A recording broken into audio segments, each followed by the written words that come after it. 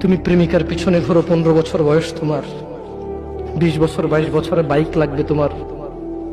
তোমার বাবা বিয়ে করা সত্ত্বেও সে তার যৌবন কাটাতে পারেনি তার বউয়ের সাথে, মানে তোমার মায়ের সাথে, তোমার জামা কাপড়ের ব্যবস্থার জন্য। তুমি বুঝো যুবক, তোমার বাবার বয়স এখন 40, সে তোমার মার কাছে আসলে আর অনুভূতি নেই, তার শক্তি কমে গেছে।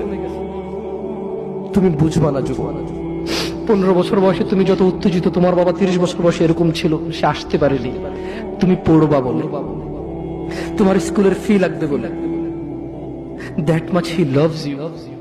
তোমার বাবা তোমাকে এত ভালোবাসে। জি, তোমার এই খারাপ বাবাটা যে তোমাকে বাইক নিয়ে দেয়নি, তুমি নষ্টামি করো, মেয়েদের পিছনে করো, মোবাইল রিচার্জ করে দাও মেয়েদের, তোমাকে যে ডেইলি 500 টাকা করে দিতে পারে না।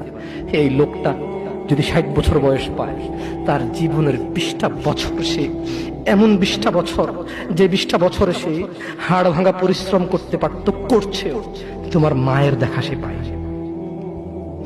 এমন মূল্যবান যৌবন 20টা বছর দিয়েছে, 50 বছর বয়সের দেশে আসছে। তুমি বিয়ে করে বউ নিয়ে আলাদা থাকো, তুমি বিয়ে করে শ্বশুর বাড়িতে যাও, তোমার বাবা দেশে তো আসছে, তার যৌবন আর নেই, তার ওই সুখ স্বাচ্ছন্দ্য আর নেই। তোমার যৌবন তৈরি করেছে তার যৌবন।